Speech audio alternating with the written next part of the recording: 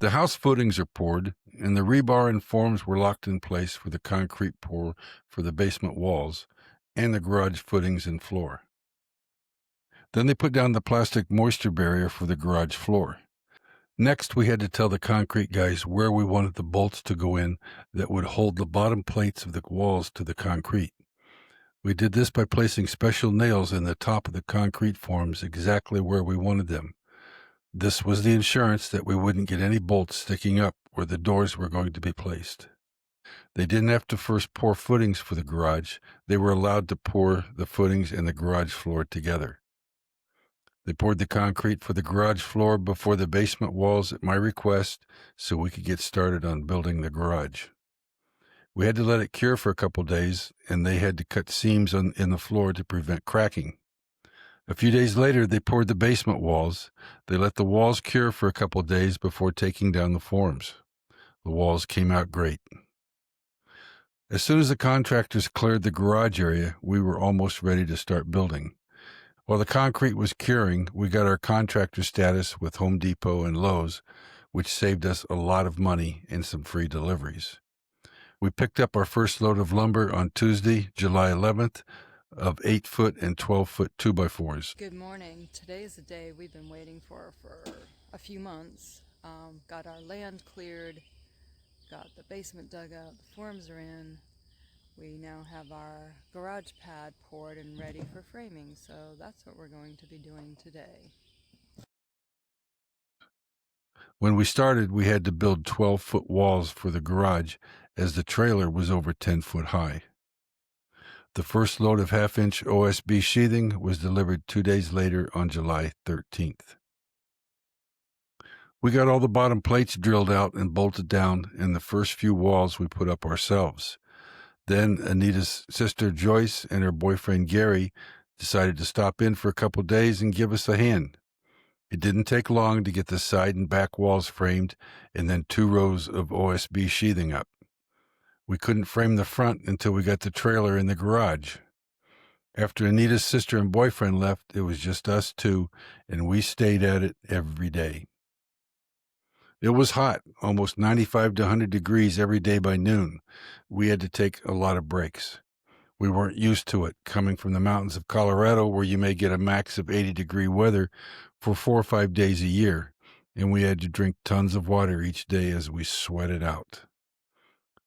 But we felt we accomplished a good day's work every day. We also had to build a locked storage shed in the garage to hold all our tools and equipment as we were hauling it all back and forth every day. After the 2 rows of sheathing were on, we had to build a scaffold to put the 3rd row up. It was pretty difficult stabilizing the house side of the scaffolding, as you can see, because of all the dig out they had done for the concrete walls for the house. But we got it done. Anita had to help me get the OSB up to the 3rd level, and we devised a system that worked out pretty well, not only for here, but for the roof and parts of the house also. I screwed the straps to the outside of the OSB, then pushed the OSB up as far as I could from the ground while she held on to it with the attached straps from the other side. Then I would climb up the scaffolding and guide it right into place. It was the first real challenge we had, and it worked out pretty well. At this time, our priority was to get everything we had to get done to be able to get the trailer in the garage and get all the utilities hooked up that we needed so we could live in it on site.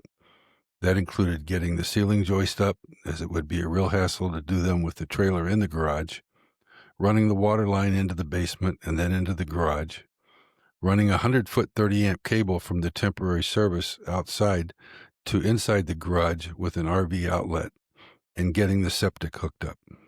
At the same time, we needed to get the house foundation waterproofed with tar so the foundation could be backfilled. The water was first. I dug out the backside to the water meter and called in a guy to dig a trench from the water meter to the house. Everything went pretty smoothly with the trenching and install until I tried to connect the PEX pipe to the fitting on the meter base. This was my first dealing with PEX. The meter housing was directly above the fitting, not allowing me to crimp the PEX fitting, so I had to get an extension to bring it out several inches. I bought a 6-inch extension, installed it, and crimped the PEX. It worked great. We installed the water line, covered it, and brought the other end into the basement area after they took down the concrete forms.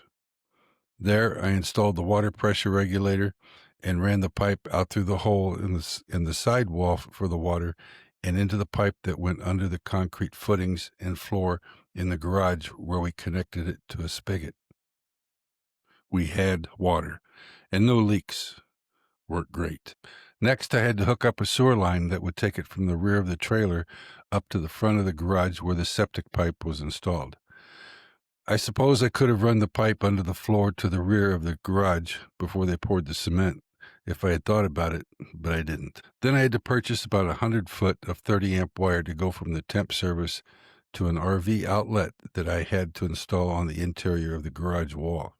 As we could now move the trailer into the garage, close up the front so no one could see us living there. They might know it, but they couldn't see it. We then proceeded to waterproof the foundation with tar before it was backfilled. The backfilling had to be done in small parts and it had to be compacted to prevent the soil from settling later. We were then ready to start on the garage roof.